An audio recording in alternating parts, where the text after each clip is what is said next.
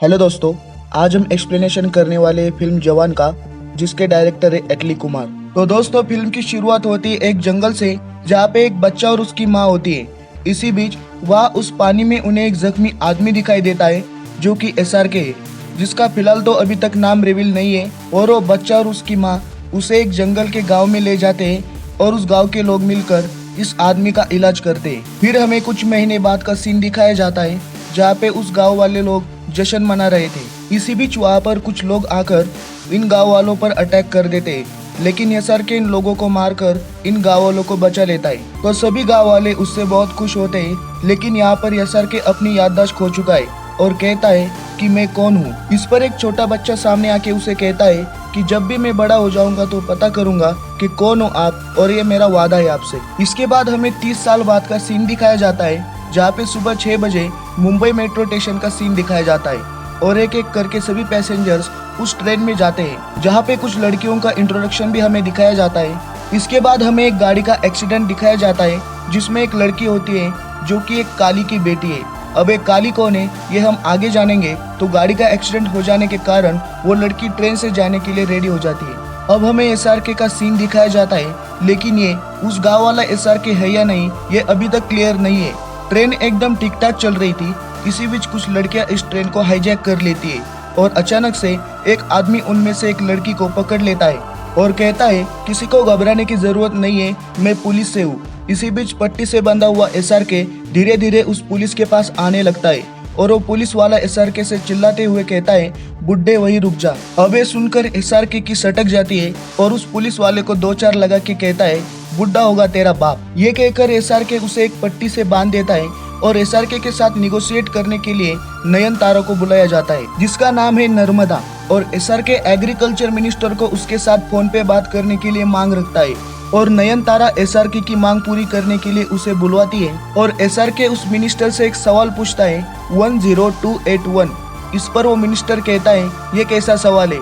Minister इस सवाल का जवाब नहीं दे पाता, तो एसआरके इस सवाल का जवाब देते हुए कहता है, पिछले 1 साल में तुम्हारे मिनिस्टर रहते हुए 10,281 किसानों ने आत्महत्या की है। अब इसके बाद हमें काली यानी कि विजय सेतुपति का इंट्रोडक्शन दिखाया जाता है, जहाँ पे वो एक आदमी की जमीन के कागज पर उसकी साइन लेके अपने नाम करवाता हुआ दिखता है। और एसआरके इस हाईजैक में इस काली से 40,000 करोड़ रुपए की मांग रखता है, क्योंकि इस ट्रेन में उस काली की बेटी होती है जिसका एक्सीडेंट हुआ था और ये एक्सीडेंट एसआरके ने ही करवाया था ताकि वो काली से पैसे ले सके। और काली भी अपनी बेटी के खातिर एसआरके के अकाउंट में पैसे ट्रांसफर कर देता है।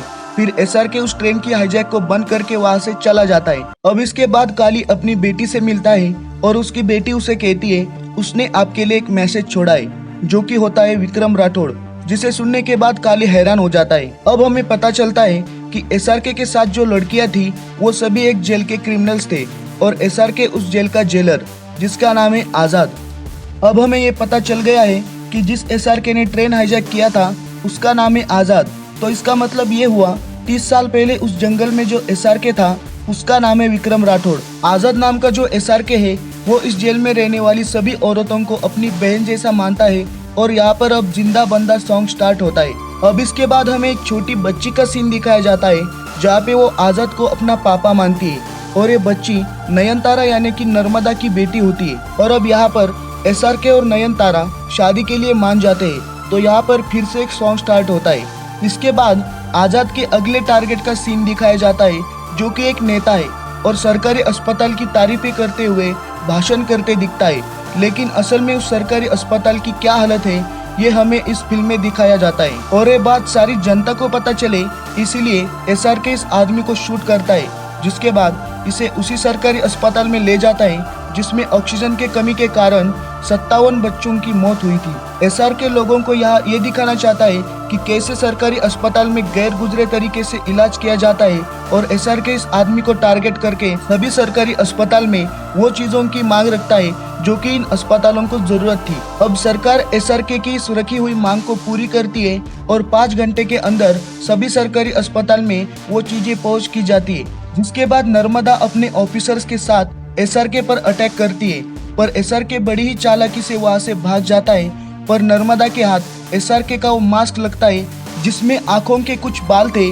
जिसके जरिए नर्मदा इस मास्क और बाल को इस्तेमाल करके स्केच एक्सपर्ट से स्केच रेडी करने के लिए कहती है। अब इसके बाद अगले ही दिन नर्मदा और एसआरके की शादी हो जाती है और शादी हो जाने के बाद नर्मदा के व्हाट्सएप पर उसका एक ऑफिसर उस स्केच की फोटो भेज देता है, जिसमें वो फोटो एसआरके की थी। लेकिन यहाँ एसआरके नर्मदा से सब कहने ही वाला था, उससे पहले नर्मदा को सब मालूम पड़ चुका था।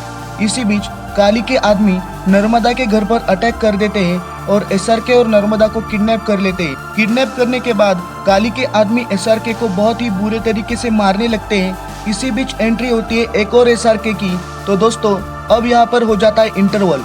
अब इसके आगे की स्टोरी एक्सप्लेनेशन नेक्स्ट वीडियो में आएगी।